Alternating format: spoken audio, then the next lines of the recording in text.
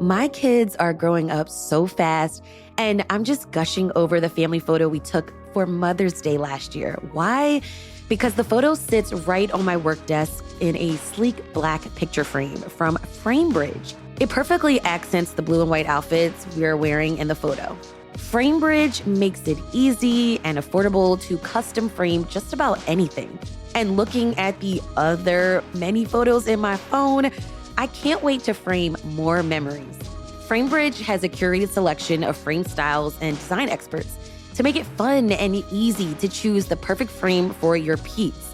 Shipping is fast and free on orders over $100. Visit FrameBridge or your local FrameBridge store at 113 South 18th Street or order online at framebridge.com.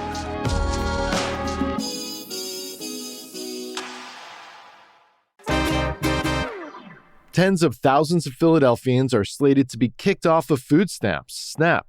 What do these Trump administration cuts mean for our neighbors, for kids in Philly? I'm Matt Katz, executive producer of CityCast Philly, sitting in for Trinae Nuri. And today, in our weekly Wednesday Politics episode, we're talking about the cuts to food assistance in our city with George Matysik of Philly's Share Food program. It's Wednesday, July 23rd, and here's what Philly's talking about.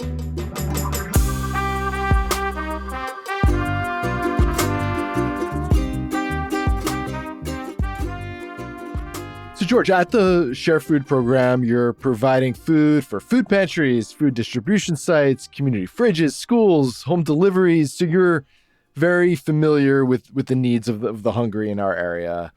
This new law, so-called Big Beautiful Bill, signed by President Trump, it has dramatically cut food assistance to those who need it. Can you just describe what this means for Philadelphians and people in the Philadelphia area? Yeah, I mean, the timing of this could not be worse because we as an organization at Share Food Program have already seen about 120% increase in folks coming to us over the course of the last 3 years or so. And so On top of that, we are now seeing additional cuts that are coming to organizations like ours. We've already received from this administration about $8.5 million in cuts. Those are cuts to programs that we use to buy food from Pennsylvania farmers, as well as food that we were getting from farmers across the country through a program called TFAP. Those two were already cut from us. And now, in addition to that, not only are they cutting food banks, but they're making cuts directly to recipients of the SNAP program. And so here in Philadelphia, some of the cuts that we're going to see is going to impact about 42,000 people are going to be kicked off of SNAP benefits. That's in Philly proper? Just in Philly proper. About 42,000 people. So to put that in perspective, that's about the capacity of Citizens Bank Park. So that's how many folks that are going to get taken off of SNAP benefits. We're already seeing huge increases in need, as I mentioned earlier, and now many of those folks are going to see even more cuts. And it's all falling on the backs of organizations like ours to be able to fill in the gaps right now. And we're having to do it with less and less food, less and less resources every day. 42,000, how many children are affected by the 42,000 cut? Yeah, typically it's like more than half of it. For the 42,000, we'll see how this all kind of breaks down exactly with those numbers. Those are early preliminary numbers. And the other piece of this is this all came very quickly. The House had, I think it was about 36 hours to read the final bill before they had to vote on it. So we're all trying to figure out what's going to be included in this. But right now, about half of families that are in Philadelphia have kids who are on SNAP programs. So it really is weighted heavily towards households that have kids at home. And about 1 in 3 kids in the Philadelphia region are food insecure, are in need of food assistance. And so we really do feel that at a much higher rate for kids among the folks that we're serving. And you said that the need had already been increasing over the last few years. Why is that? Were you seeing more poverty, more hunger in general? What was going on in the last few years? The challenge with hunger is it can be a complex problem of the reasons why we see hunger in the United States, but it has such an easy solution, right? And that's sort of the frustration and the inspiring part of doing this work at Share Food Program is like we can see the end zone. It's just how do we get there? And so we saw in obviously in 2020 during the pandemic, we saw record needs. Grocery stores couldn't keep food on the shelves. and we were doing true, emergency relief. But in late 2020 and in 2021, you saw Washington actually create a number of programs that were helping to reduce poverty and reduce food insecurity in the country. And so in late 2020, you actually saw the most significant dip in poverty since the late 60s when the war on poverty began. You kind of had the health crisis and the economic crisis happening simultaneously at that time.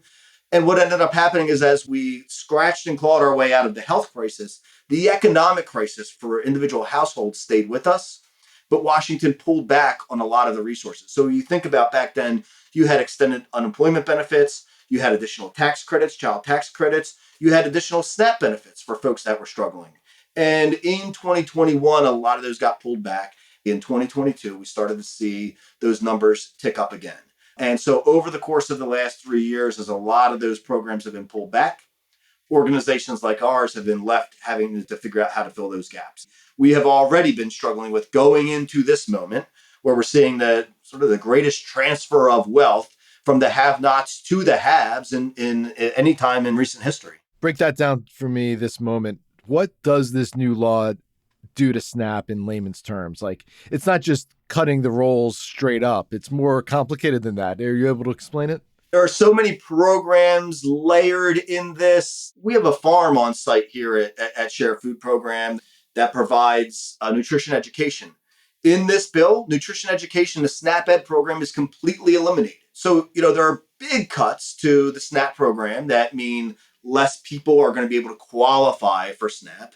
We're also seeing that there's probably going to be some significant reductions for how much dollars, essentially, folks will be able to spend. On top of that, there are so many other programs buried within this that have a very real big impact in the Philadelphia region and across the country that are either going to be completely eliminated or significantly reduced. So in many ways, some of the programs that have been eliminated or reduced here, a lot of the folks making those decisions have no idea of the implications of the levers that they have touched over the course of the last 6 months here in eliminating many of these programs that so many folks really across the country have come to rely on to help pull them out of poverty. Mm-hmm. Mm-hmm. What do you say to Republicans in Congress who might say, what's wrong with work requirements? This is part of the bill. It changes work requirements. Older people have to work. Parents have to work if they want SNAP in greater numbers than they have previously. So Republicans will say, listen, we need able-bodied people to work, and they just can't be getting free stuff. There's also the argument that there's a lot of fraud inherent in the program. What's your response to all of those arguments? Yeah, I mean, number one is oftentimes the living wage jobs just aren't available, right? And so a lot of families are struggling to get the jobs that are required. But really beyond that, what we're seeing is a lot of the changes are specifically targeting older Americans as well as folks that may have a disability. And so there are a lot of challenges for somebody to just pick up and start working tomorrow. If you are in your 60s, you're close to retirement. It's now, if you need a little bit of additional food to get through the week, Congress has just pulled that back from you. What I would say at the end of the day, a lot of these cuts in nature, and again, at a time when we are seeing record cuts to folks who are making billions of dollars a year, this legislation targeted the most vulnerable Americans, the folks who need a couple of extra dollars to get through the week. At the end of the day, it's also about priorities too, right? It costs about $4.1 billion for a single B-2 bomber. It costs $4.10 for a school lunch. Literally, you could feed 1 billion kids for the cost of a single B-2 bomber. We're spending more than $1 trillion in this budget for defense for the first time in the history of the country. So it's not just about, we're needing to cut money here or cut money there. There are huge areas where we are seeing big increases in funding within this budget. It's ultimately about priorities. And what this budget did was specifically target programs that were positively impacting the working class and pulling the rug out from under them. There's plenty of fraud in the billionaire class, and we don't see the level of targeting for that. And so I think for working class families, this really just feels like an assault on many of their lives. And it's about 20% of Philadelphia households, 500,000 people who receive SNAP benefits. That's right. When will these cuts officially kick in, assuming they remain in place, assuming that the state doesn't come through with hundreds of millions of dollars to backfill some of these cuts? When will people start getting kicked off SNAP? They're phasing that out over time, which is a fortunate thing because there are elections coming up, right? And so some of this could potentially be reversed if we are able to get some folks elected who can help make some changes to some of the devastating cuts that just happen to working class families. At the end of the day, what's important to recognize is absolutely President Trump initiated a lot of these cuts, but they were carried out by Congress. They were carried out by the Senate and by the House of Representatives. The Senate ended up with a 50-50 vote. It had to be a tiebreak by Vice President Vance. Here in Pennsylvania, one of the folks that has fought the hardest over the course of his career for programs like SNAP benefits and food banks was Senator Bob Casey, who lost his election here in Pennsylvania last year by about 15,000 votes to Senator McCormick, and Senator McCormick voted for the so-called Big Beautiful Bill. And so we are seeing the consequences of what elections have in terms of how individuals are being impacted by this in a very real way here in Pennsylvania. We'll have more on the implications of these cuts right after this.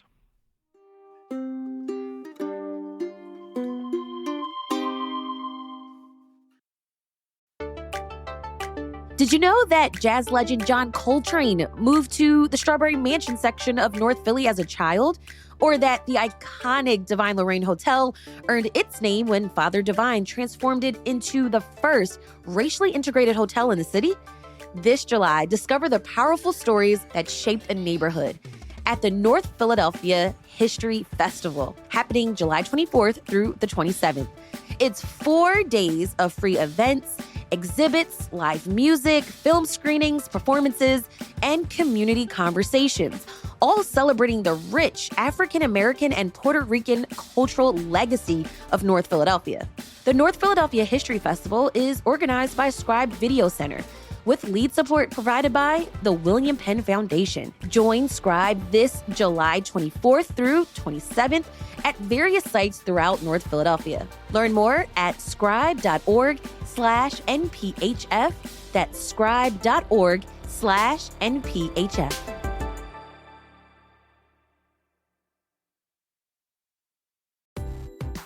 This episode of CityCast is sponsored by Babbel. Learning a new language opens the door to new friends, new cultures, maybe even a whole new life. So why not start that journey today? You can start speaking a new language with confidence thanks to Babbel's conversation-based technique that quickly teaches you useful words and phrases about the things you actually talk about in the real world. I'm CityCast CEO David Plotz, and I've been learning Spanish with Babbel, just one of the 12 languages you can learn with it, including Dutch, French, Italian, which is going to be next for me, Turkish, and Russian. I love the interactive dialogues that Babbel has, which allow me to practice what I've learned right away, and also the speech recognition function, which makes sure I'm getting the pronunciation just right, which honestly, usually I'm not. Also, I love that Babbel's lessons always cover actual things that I talk about in the real world, like food, talking to people I've just met, and also food. Staying motivated to learn a new language has never been easier thanks to real-time feedback, progress trackers, and handy visualizations, in only 10 to 15 minutes a day on Babbel's mobile app or website. So get talking with Babbel. I want you to learn another language, so I'm teaming up with Babbel to gift you 55% off subscriptions, but only for our listeners at babbel.com/citycast. Get up to 55% off at babbel.com/citycast. Spelled BABBEL.com/citycast. Babbel.com/citycast. Rules and restrictions may apply. So, George, if you don't get food assistance, or if you had food assistance and it's cut, and maybe you're out of work, maybe you're underemployed, maybe you're unhoused, maybe you're not, maybe you have a home but don't have enough to have 3 meals a day.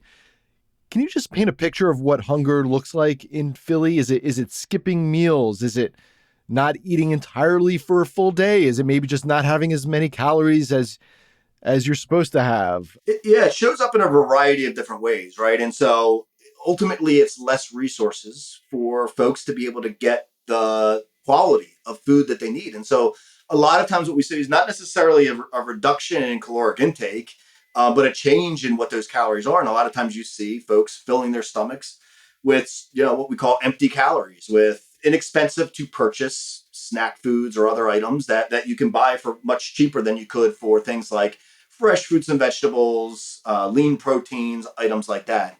And so a lot of times that's one of the very real implications that we see when we cut benefits like SNAP, is folks have to make tougher choices to be able to fill their stomachs. It's also why we as a food bank, when we look at, where we get our donated food or the food that we buy, we always are looking to buy the highest quality food that we can, to buy those fresh fruits and vegetables, to acquire those lean proteins. Those are the items that we get the largest requests for, items like that folks want in their communities that they can't get access to a lot of times because of the cuts like these that we're seeing to SNAP benefits. Mm-hmm. And so for us, it really is about prioritizing that quality food. And for us, we really want to see a system at the end of the day that in terms of quality, in terms of convenience, really thinks about how do we have a food system that is equal between the haves and the have-nots. And so if I can go online and order fresh fruits and vegetables and expect them on my doorstep in 2 hours, somebody who doesn't necessarily have the means should be able to do the same thing. And that's something that we aspire to provide at Share Food Program. But again, with all of the continuous cuts that have happened to organizations like us at Share, as well as to some of the big programs like the SNAP program, it really just pulls a lot of those resources away from working class families that they need in order to get that nutritious food. And we see this not just in Philadelphia, not just in urban areas, but across the country. Some of the highest areas of obesity, particularly childhood obesity, is in rural communities, coming from areas that have a prevalence of farms around you, but that food doesn't necessarily make its way to the grocery stores and is accessible if you are making an income of, under $2,500 a month. And so that's really the very real impacts that we see in how hunger sort of shows up oftentimes here in the United States. What about for kids? What does hunger do to kids? And are there kids in Philly literally going to bed hungry most nights of the week? Absolutely. And it happens often. And thank God for the school lunch program that we have here, which was actually created. The National School Lunch Program actually has its origins in Philadelphia. A woman by the name of Emma Smedley created it here in Philadelphia in the late 1800s. It became the national model that got adopted throughout the country. And so many kids rely on school lunch, as well as we now have in Pennsylvania, thanks to Governor Shapiro, universal school breakfast. But at times like this is summertime, obviously we see more and more kids aren't able to get that nutritious food at schools. They can typically get it at rec centers and things like that, but it's a little bit harder to come by. We definitely see the need for us as an organization. We often will see spikes in the summertime of families coming to us because they need food at home to serve for the kids. And so really the impacts on kids at school are incredibly important. One of the lesser known pieces of what this legislation that was just passed by Congress and signed by President Trump in cutting SNAP benefits, what that also does is it actually pulls kids off of receiving school lunch.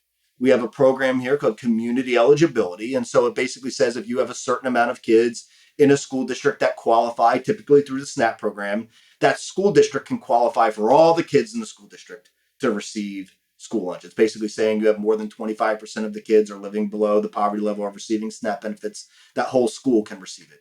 And so by taking kids off of the SNAP benefits, you're actually seeing a reduction in schools being able to qualify to be able to get universal school meals. Wow. Is that a possibility in Philadelphia? Not so much in Philadelphia. The biggest impact is going to be particularly in suburban and, again, rural communities that are going to see a lot of these types of programs roll back. And again, we see it. And I don't know how many pediatricians have had to testify before Congress or write editorials.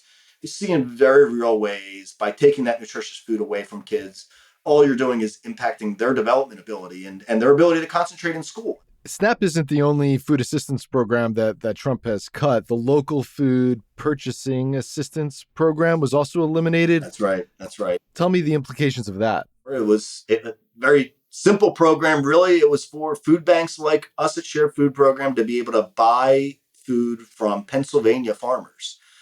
Very much about supporting farmers in our state and bringing those, again, fresh fruits and vegetables primarily, a lot of dairy product here in Pennsylvania, bringing those out to our network of pantries to be able to serve them high quality, locally grown food.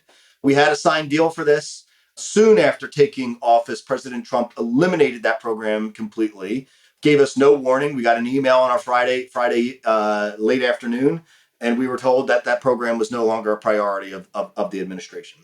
Fortunately, Governor Shapiro is filing a lawsuit to get that funding back for us. He's been very successful in his previous lawsuits against the administration. So we are hopeful that program will be restored. It was a incredibly popular program with our pantries and with the folks that we serve.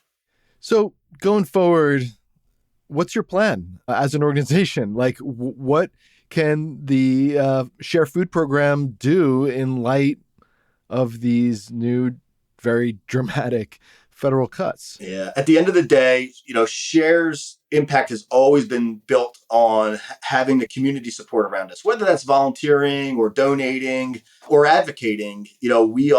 So much of our support comes directly from our community. And in moments like this, in crises that we've faced with the past, including the pandemic, it's been the community stepping forward and helping us out in these moments and continuing to advocate to our elected officials to make sure that these programs do get restored. As much as this administration's cuts are going to have a very real impact and very negative feelings that we all might be feeling right now about that, we also live in this moment of hopefulness that we can continue to work to be able to get food out to our communities and be able to work with them to advocate, and knowing that a lot of these food systems that we have here in the United States were unjust to begin with. And so in breaking some of them down, we will have the opportunity to build them back up and hopefully build them better. And so it's why we need to not take our foot off the gas in terms of the community organizing that we do as an organization, the advocacy that we do as an organization,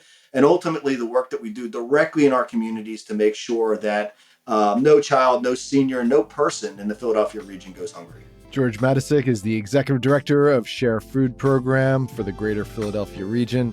George, thanks so much for coming on CityCast Philly, and wish you the best in dealing with these issues going forward. Thanks so much, Matt. Really appreciate it.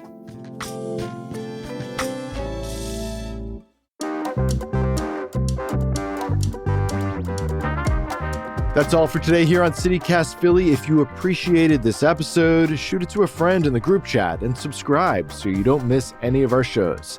Find more news in our morning newsletter, Hey Philly. Trinae is back tomorrow. So long.